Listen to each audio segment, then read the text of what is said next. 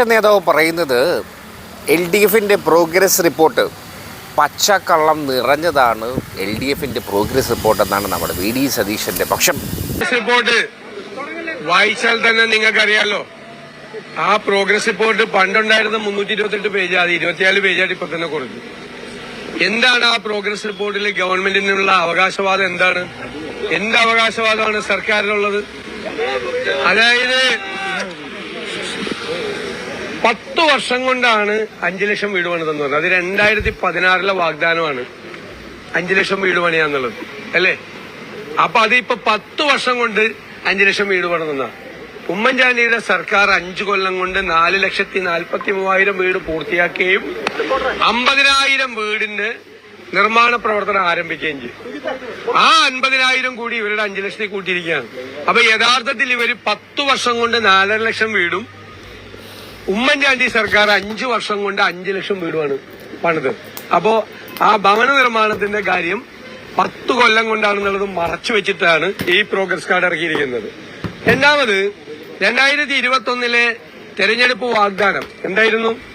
സാമൂഹ്യ സുരക്ഷാ പെൻഷൻ 1,600 രൂപയിൽ നിന്ന് 2,500 രൂപയാക്കുന്നു. എന്നിട്ട് 4.25 കൊല്ലക്കാലം ഒരു ചില്ലിക്കാശ് കൂട്ടിക്കൊടുത്തില്ല എന്ന് മാത്രമല്ല, ഈ ലോക്കൽ ബോഡി തെരഞ്ഞെടുപ്പിന് തൊട്ട് മുമ്പ് 4.25 കൊല്ലം 1,600 രൂപ തന്നെയായിരുന്നു. 1 രൂപ കൂട്ടിയില്ല, വാഗ്ദാനമായിരുന്നു. എന്നിട്ട് ഇപ്പോ 400 രൂപ കൂട്ടി. അപ്പൊ ഇവര് പറഞ്ഞ 2,500 എവിടെ പോയി? അപ്പൊ ജനങ്ങളെ കബളിപ്പിച്ചു. ഞങ്ങൾക്ക് 1,600 രൂപയുടെ പെൻഷൻ 2,500 ആക്കി തരാം എന്ന് പറഞ്ഞ് ജനങ്ങളെ കബളിപ്പിച്ച് വോട്ട് തേടി അധികാരത്തിൽ വന്ന ആളുകൾ 4.25 കൊല്ലക്കാലം ഒരു ചില്ലിക്കാശ് കൂട്ടാതെ അവസാനത്തെ 3 മാസം തെരഞ്ഞെടുപ്പ് എടുക്കാൻ പോകത്ത് 400 രൂപ കൂട്ടി. അപ്പോഴും 2,500 ആക്കിയില്ല. എന്താ പറഞ്ഞത്? റബ്ബറിന് 250 രൂപ ആക്കുമെന്ന് പറഞ്ഞു. അത് പാലിച്ചോ? അത് പാലിച്ചില്ല. വാഗ്ദാനം പാലിച്ചില്ല. ഒരു വാഗ്ദാനവും പാലിച്ചില്ല. മാത്രമല്ല, പിന്നീട് ആരോഗ്യരംഗത്ത് കാരുണ്യ പദ്ധതി അടക്കമുള്ള ഉമ്മൻചാണ്ടി സർക്കാരിന്റെ കാലത്ത് തുടങ്ങിയ മുഴുവൻ പദ്ധതികളിലെ കടമാക്കി. കാരുണ്യ ബെനവലന്റ് പദ്ധതി കടമാക്കി. ഹൃദ്യം പദ്ധതി ഇല്ലാതായി. ആശ്വാസകിരണം ഇല്ലാതായി. നേരത്തെ ഉണ്ടായിരുന്ന ആരോഗ്യരംഗത്തുണ്ടായിരുന്ന പദ്ധതികൾ പോലും ഇല്ലാതാക്കി. ആരോഗ്യരംഗത്തെ താറുമാറാക്കി, വെന്റിലേറ്ററിലാക്കി. ആണല്ലോ, ശരിയാണല്ലോ. വേറൊരു കാര്യം അറിയാവുന്നത്, മത്സ്യത്തൊഴിലാളികളെ സംരക്ഷിച്ചു എന്നാണ്. മത്സ്യത്തൊഴിലാളികൾക്ക് ഉമ്മൻചാണ്ടി ഉണ്ടായിരുന്നപ്പോൾ മണ്ണെണ്ണയ്ക്ക് 40 രൂപ മാർക്കറ്റിൽ വിലയുണ്ടായിരുന്നപ്പോൾ 25 രൂപ സബ്സിഡി കൊടുത്തു. ഇപ്പൊ മാർക്കറ്റിൽ 110 രൂപയാണ്. 1 രൂപ സബ്സിഡി കൂട്ടിയിട്ടില്ല എന്ന് മാത്രമല്ല, ഈ 25 രൂപയുടെ സബ്സിഡി പോലും ഇപ്പൊ കൊടുക്കുന്നില്ല. ഇപ്പൊ മത്സ്യത്തൊഴിലാളി സമൂഹത്തിന് 12,000 കോടി രൂപയുടെ പാക്കേജ് പ്രഖ്യാപിച്ചിട്ട് അവരെ കളിപ്പിച്ചു. പിന്നെ ഇതിനകത്ത് എഴുതിയിരിക്കുന്ന ഒരു പച്ചക്കള്ളങ്ങളാണ് ഇത് എഴുതിയിരിക്കുന്നത്. ഇടുക്കി ജില്ലയിലെ ഭൂമി പ്രശ്നങ്ങൾ മുഴുവൻ പരിഹരിച്ചത്. ഇടുക്കി ജില്ലയിലെ മുഴുവൻ ഭൂമി പ്രശ്നങ്ങളും പരിഹരിച്ചെന്ന് എഴുതിയിരിക്കുകയാണ്. ഇടുക്കി ജില്ലയിലെ ഭൂമി പ്രശ്നങ്ങൾ ഏത് ഭൂമി പ്രശ്നമാണ് പരിഹരിച്ചത്? നിങ്ങൾക്കറിയാം, പട്ടയ പ്രശ്നങ്ങൾ എല്ലാം നിലനിൽക്കുന്നു. സുപ്രീം കോടതിയിലെ CHRന്റെ കേസ് നിൽക്കുന്നു. പട്ടയ കേസ് ഹൈക്കോടതിയിൽ നിൽക്കുന്നു. അതായത് റവന്യൂ ഭൂമി പോലും ഇവര് വിജ്ഞാപനം ഇറക്കി വനഭൂമിയാക്കി മാറ്റി ഡീനോട്ടിഫൈ ചെയ്യുമെന്ന് പറഞ്ഞിട്ട് ആ വാക്കു പാലിച്ചില്ല. CHRലെ പ്രശ്നങ്ങളുണ്ട്. കുത്തകപ്പാട്ടം കൊടുക്കുന്നില്ല. ഏലം കുത്തകപ്പാട്ടത്തിന്റെ ഇത് കൊടുക്കുന്നില്ല. വ്യാപകമായ ഭൂമി പ്രശ്നങ്ങളാണ് ഈ ജില്ല മുഴുവൻ, ഇടുക്കി ജില്ല മുഴുവൻ. എന്നിട്ട് പച്ചക്കള്ളം പ്രോഗ്രസ് റിപ്പോർട്ടിൽ എഴുതി വെച്ചിരിക്കുകയാണ്. ഇടുക്കി ജില്ലയിലെ ഭൂമി പ്രശ്നങ്ങൾ മുഴുവൻ പരിഹരിച്ചു എന്നുള്ള നുണയാണ് പറഞ്ഞിരിക്കുന്നത്. ഈ പ്രോഗ്രസ് റിപ്പോർട്ടിൽ മുഴുവൻ നുണയാണ്. പിന്നൊന്ന് പറഞ്ഞിരിക്കുന്നത് വിഴിഞ്ഞം തുറമുഖം അവരാണ് കൊണ്ടുവന്നതെന്നാണ്. അതെങ്ങനെയാണ് കൊണ്ടുവന്നത്? ഉമ്മൻചാണ്ടിയുടെ കാലത്ത് വിഴിഞ്ഞം തുറമുഖത്തിന്റെ മുഴുവൻ അനുമതികളും മേടിച്ച് സ്ഥലം അക്വയർ ചെയ്ത് കല്ലിട്ട് നിർമ്മാണ പ്രവർത്തനം തുടങ്ങി കൗണ്ട് ഡൌൺ ആരംഭിച്ചാണ്. അന്നത് 6,000 കോടി രൂപയുടെ റിയൽ എസ്റ്റേറ്റ് തട്ടിപ്പാണെന്ന് പറഞ്ഞ പിണറായി വിജയൻ പാർട്ടി സെക്രട്ടറിയാ. ഇപ്പൊ നാണമുണ്ടോ അതിന്റെ ക്രെഡിറ്റ് അവകാശപ്പെടാൻ? അത് കടൽ കൊള്ളയെന്നാണ് ദേശാഭിമാനി വിശേഷിപ്പിച്ചത്. അതിപ്പോ സ്വന്തം നേട്ടത്തിലാക്കുകയാണ്. ഗെയിൽ പൈപ്പ് ലൈൻ കൊണ്ടുവന്നാണ് രണ്ടാമത്തെ അവകാശവാദം. ഗെയിൽ പൈപ്പ് ലൈൻ കൊണ്ടുവന്നപ്പോൾ ഞങ്ങൾ ഇട്ടുകൊണ്ടിരിക്കുമ്പോൾ, ഉമ്മൻചാണ്ടി സർക്കാരിന് ഇട്ടുകൊണ്ടിരുന്നപ്പോൾ അത് ഭൂമിക്കടിയിൽ ഒളിപ്പിച്ചു വെച്ച ബോംബാണെന്ന് പ്രസംഗിച്ച ആളാണ്. അത് നടത്തരുതെന്ന് പ്രസംഗിച്ച ആളാണ് പി രാജീവ്, ഇന്നത്തെ വ്യവസായ മന്ത്രി. എന്നിട്ട് ഗെയിൽ പൈപ്പ് ലൈനിന്റെ അവകാശവാദം അവരെടുക്കുകയാണ്. ഇതിനേക്കാൾ കള്ളങ്ങൾ നിറച്ച, നുണകൾ നിറച്ച മറ്റൊരു പ്രോഗ്രസ് റിപ്പോർട്ട് എന്ന പേരിൽ ഇറക്കിയിരിക്കുന്ന വേറെ സംഭവമില്ല. ഓരോ വകുപ്പെടുത്തു. ഉന്നത വിദ്യാഭ്യാസ രംഗത്ത് കൊളവാക്കിയില്ല വിദ്യാഭ്യാസ രംഗം. 9 യൂണിവേഴ്സിറ്റികളിൽ വൈസ് ചാൻസലറില്ല, നിരവധി കോളേജുകളിൽ പ്രിൻസിപ്പൽമാരില്ല, കാലഹരണപ്പെട്ട കോഴ്സുകൾ ഇവിടെ നടക്കുന്നുണ്ട്. പഠിക്കാനാളില്ല. ഈ കോഴ്സൊന്നും പിള്ളേർക്ക് വേണ്ട, അവര് പോവാണ് പുറത്തോക്കി. ഇത് എന്ത് ഉന്നത വിദ്യാഭ്യാസ രംഗമാണ്? കാർഷിക മേഖലയിൽ നെല്ല് സംഭരണം പാളി. അസലായിട്ട് 100% പൂർണ്ണതയോടുകൂടി നെല്ല് സംഭരണം, ഉമ്മൻചാണ്ടിയുടെ കാലത്ത് നടപ്പാക്കിക്കൊണ്ടിരുന്ന നെല്ല് സംഭരണം ഇവര് തകർത്ത് തരിപ്പണമാക്കി. നെല്ല് സംഭരണം, നാളികേര സംഭരണം എവിടെയാണ് നടക്കുന്നത്? എവിടെയാണ് നാളികേര സംഭരണം നടന്നത്? റബ്ബറിന്റെ കാര്യം ഞാൻ പറഞ്ഞു. എല്ലാ കാർഷിക ഉൽപ്പന്നങ്ങൾക്കും വിലയിടിഞ്ഞ് കർഷകർ സങ്കടത്തിലാണ്. ഇവര് പ്രഖ്യാപിച്ച ഒരു പാക്കേജും ഇവർ ഒരു സ്ഥലത്തും നടപ്പാക്കിയിട്ടില്ല. അതുകൊണ്ട് ഈ കള്ളങ്ങളെല്ലാം എഴുതി വെച്ച് കെട്ടിവെച്ചിരിക്കുന്ന നുണയുടെ ഒരു സംഭവമാണ്. അതിൽ പോലും പറയാനോ അവകാശപ്പെടാനോ ഒന്നുമില്ലാത്ത പ്രോഗ്രസ് റിപ്പോർട്ടാണ്. അത് കേരളത്തിലെ ഞങ്ങൾ ഈ സർക്കാരിനെതിരായി അവതരിപ്പിച്ച ഒരു കുറ്റപത്രമുണ്ട്. ആ കുറ്റപത്രം ജനങ്ങളുടെ കോടതിയിൽ വിചാരണ ചെയ്യപ്പെടും. അതിന്റെ ശിക്ഷയും ജനങ്ങൾ 9-ാം തീയതി വിധിക്കും. രീതിയിലുള്ള വിമർശനമാണ് CM ഉന്നയിച്ചത്. വയനാട്ടിലെ ശ്രുതിക്ക് ആദ്യം വീട് കൊടുക്കട്ടെ, അതിനുശേഷം ഇന്ദിരാഗാന്ധിയെ കുറിച്ചും മറ്റു ആവാസ പദ്ധതികളെ കുറിച്ചൊക്കെ സംസാരിക്കാം. അതൊക്കെ മുഖ്യമന്ത്രിയുടെ നിലവാരത്തിന് ചോദിച്ചൊരു മറുപടിയാണോ? മറുപടി പറയാനില്ല. ഞങ്ങൾ പ്രഖ്യാപിച്ച സംസ്ഥാനങ്ങളിലെല്ലാം നടപ്പാക്കിയിട്ടുണ്ട് കോൺഗ്രസ്. തെലങ്കാനയിൽ ഞങ്ങൾ നടപ്പാക്കിയിട്ടുണ്ട്, ഞങ്ങള് രാജസ്ഥാനിൽ ഇൻഷുറൻസ് പദ്ധതി നടപ്പാക്കിയിട്ടുണ്ട്, ഞങ്ങൾ കർണാടകത്തിൽ നടപ്പാക്കിയിട്ടുണ്ട്. ഞങ്ങൾ അധികാരത്തിൽ വന്ന് 100 ദിവസത്തിനുള്ളിൽ പ്രഖ്യാപിച്ച പരിപാടികൾ നടത്തിയ രാഷ്ട്രീയ പ്രസ്ഥാനമാണ് കോൺഗ്രസ്. അതാണ് പിണറായി വിജയനുള്ള മറുപടി എന്ന് പറയുന്നത്. അതാണ് പ്രഖ്യാപിച്ചിട്ടുള്ള പരിപാടികൾ ഞങ്ങൾ നടപ്പാക്കിയിട്ടുണ്ട് എല്ലാ സംസ്ഥാനത്തും. അല്ല, അത് MLA അവിടെ അത് വെച്ചുകൊണ്ടിരിക്കുകയല്ലേ, അതിന്റെ നടപടിക്രമങ്ങളെല്ലാം ചെയ്തുകൊണ്ടിരിക്കുകയല്ലേ. ഇവരിപ്പോ കള്ളത്തരം വ്യാപകമായി പ്രചരിപ്പിച്ചു. പൈസ മുഴുവൻ അവിടെ വയനാട്ടിൽ അടിച്ചുപോയി. വയനാട്ടിലെ ബാങ്ക് അക്കൗണ്ടിലെ KPCC പ്രസിഡന്റ് ഹാജരാക്കിയത് അതൊഴി തീർന്നല്ലോ. പച്ചക്കള്ളങ്ങളുടെ ചീട്ടുകൊട്ടാരം മുഴുവൻ വീണല്ലോ.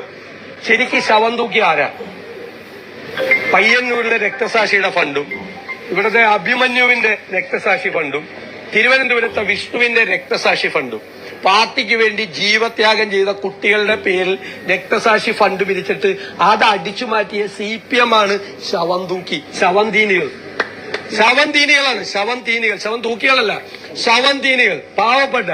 എന്നിട്ട് ആ അമ്മയുടെ കരച്ചിൽ, അഭിമന്യുവിന്റെ അമ്മയുടെ കരച്ചിലല്ലേ മാർക്കറ്റ് ചെയ്ത് ഞാൻ പെറ്റ മകനെ എന്റെ റാസാവേ എന്ന് വിളിച്ച് ചങ്ക് പൊട്ടിയുള്ള ഒരു അമ്മയുടെ കരച്ചിലുണ്ട് മകൻ കിടക്കുമ്പോ. ഞങ്ങൾക്കൊക്കെ വിഷമമായതാ.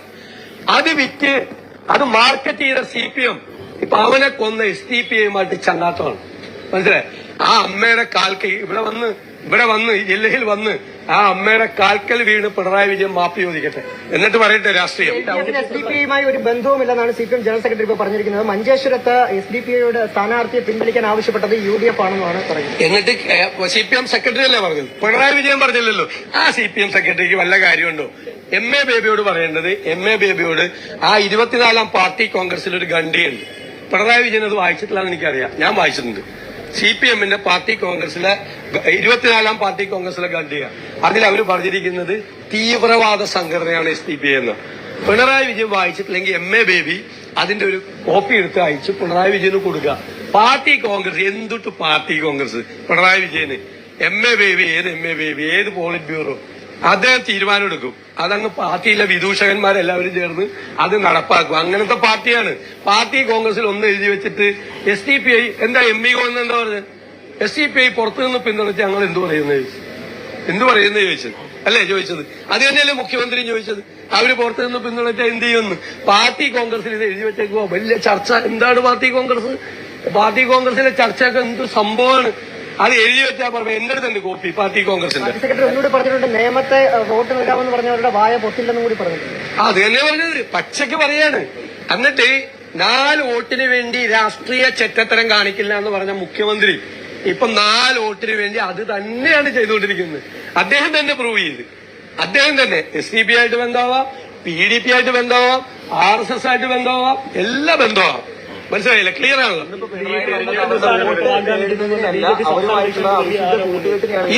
ഇതിനൊക്കെ വ്യാഖ്യാനങ്ങളാണല്ലോ, വ്യാഖ്യാനം. എന്തായാലും അവരുമായിട്ട് ഒരു ബന്ധമുണ്ടെന്ന് ക്ലിയർ ആണല്ലോ. ഇല്ലെങ്കിൽ ഞങ്ങൾ പറഞ്ഞ പോലെ പറയണ്ടേ? ഞങ്ങൾ പറഞ്ഞല്ലോ. തെരഞ്ഞെടുപ്പ് പ്രചരണ രംഗത്ത് മതപരമായിട്ടുള്ള കാര്യങ്ങൾ പറഞ്ഞുകൊണ്ട് വോട്ട് ചേർന്നു. ഇത് 3 മുന്നണികളും ഈ ആക്ഷേപം നേരിടുന്നത്. ഞങ്ങളൊന്നും നേരിടുന്നില്ല. ഞാനൊരു കാര്യം പറയാം. ഞാനൊരു കാര്യം വളരെ മുനാഫിക് എന്ന് പറഞ്ഞാൽ ആരാ? ഞങ്ങളുടെ സ്ഥാനാർത്ഥിയല്ല. ഈ പേരാമ്പ്രയിലെ സ്ഥാനാർത്ഥിക്കെതിരായിട്ട് ഇത് ചെയ്തത് CPM ആണ്. കാഫിർ സ്ക്രീൻഷോട്ട് ഇറക്കിയത് CPM ആണെന്ന് അവസരം പുറത്തു വന്നല്ലോ, കേസെടുത്തല്ലോ. കാഫിർ സ്ക്രീൻഷോട്ട് ഷാഫി പറമ്പിൽ മത്സരിക്കുമ്പോൾ അങ്ങനെ ഒരു സാധനം ഉണ്ടാക്കിയത് CPM ആണ്, വർഗീയത. ഇപ്പോ ആ പെൺകുട്ടിക്കെതിരായിട്ട് അല്ലെ, ഫാത്തിമയ്ക്കെതിരായിട്ട് അവിടെ ഉണ്ടാക്കിയത് CPM ആണ്. ഈ കാസർഗോഡത്തെ CPM സ്ഥാനാർത്ഥിയാണ് ഈ മുനാഫിക് പ്രയോഗം നടത്തിയത്. CPM ആണ് വർഗീയ കാർഡ് വെച്ച് കളിക്കുന്നത്. അവരെ വർഗീയ കാർഡ് വെച്ച് കളിക്കുന്നത്. വർഗീയ കാർഡ് ഉപമുഖ്യമന്ത്രി സ്ഥാനം ലീഗിനായിരിക്കും. 6 മന്ത്രിമാരുടെ ഇപ്പൊ തന്നെ ഡീലായിട്ട് അത് ഞങ്ങളുടെ മുന്നണിയിലെ കാര്യം അയാളാണ് തീരുമാനിക്കുന്നത്. അയാളാരാണ് ഇത് തീരുമാനിക്കുന്നത്? അല്ലെ, BJP പ്രസിഡന്റ് എന്ത് കാര്യം? ഇന്നാലെ കച്ചവടം വരുന്നു. 3 പ്രാവശ്യം രാജ്യസഭാ മെമ്പറായത് ഏത് പാർട്ടിയിൽ നിന്നാന്ന് പോലും ഇയാൾക്ക് അറിയാൻ പാടില്ല. ഈ രാജീവ് ചന്ദ്രശേഖരൻ 3 പ്രാവശ്യം രാജ്യസഭാ മെമ്പറായി. അത് ഏതൊക്കെ പാർട്ടിയിൽ നിന്നാണ്? പല പാർട്ടിയിൽ നിന്നാണ്. ഏതൊക്കെ പാർട്ടിയിൽ നിന്നാണെന്ന് ഇയാൾക്ക് തന്നെ അറിയത്തില്ല. ബിസിനസ്സുകാരനാണ്. അതിന്റെ കഥയൊന്നും ഞാൻ പറയുന്നില്ല. എന്നിട്ട് ആകാശത്ത് നിന്ന് നൂലിൽ കേരളത്തിൽ കെട്ടിയിറക്കിയ ഒരാളെ ഞങ്ങളെ രാഷ്ട്രീയം പഠിപ്പിക്കാൻ വരണ്ട. ഞങ്ങളെ മനസ്സിലായോ? വയനാടുമായിട്ട് ബന്ധപ്പെട്ട് KPCC പിരിച്ച ഫണ്ടിന് അത് ഒരു മണ്ഡലത്തിന് ഇത്ര ലക്ഷ്യം അങ്ങനെയുണ്ട്. അതൊന്നുമില്ല, അതൊക്കെ കൊടുക്കും. പക്ഷെ പൈസ നമ്മൾ ഉദ്ദേശിച്ചത്രയും പൈസ വന്നില്ല. ഞങ്ങളെ പൈസ വന്നത് അക്കൗണ്ടിൽ ഉണ്ടെത്തണം.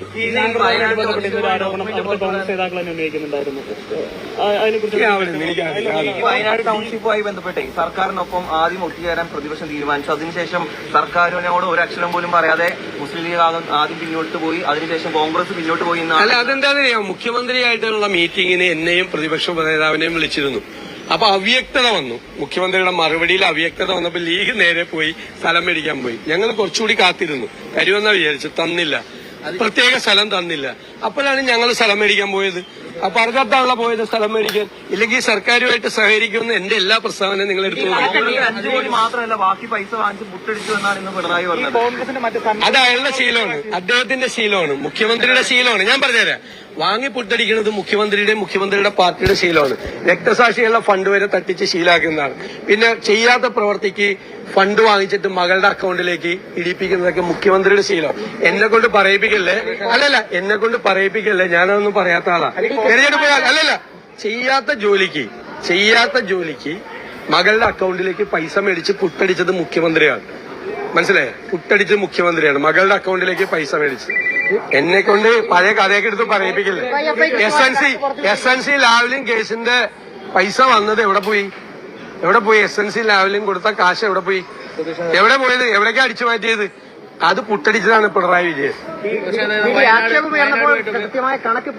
കണക്ക് ബാങ്കിലെ അക്കൗണ്ട് സ്റ്റേറ്റ്മെന്റ് ആണ് വന്നിരിക്കുന്നത്. സ്റ്റേറ്റ്മെന്റ്, ബാങ്കിന്റെ അക്കൗണ്ട് സ്റ്റേറ്റ്മെന്റ് വന്നേക്കാന്ന്. എന്താ പ്രശ്നം? അതായത് കേട്ടോ, ഒരു ആപ്പ് വഴിയിട്ട് ബാങ്ക് അക്കൗണ്ടിലേക്കാണ് പൈസ വന്നിരിക്കുന്നത്.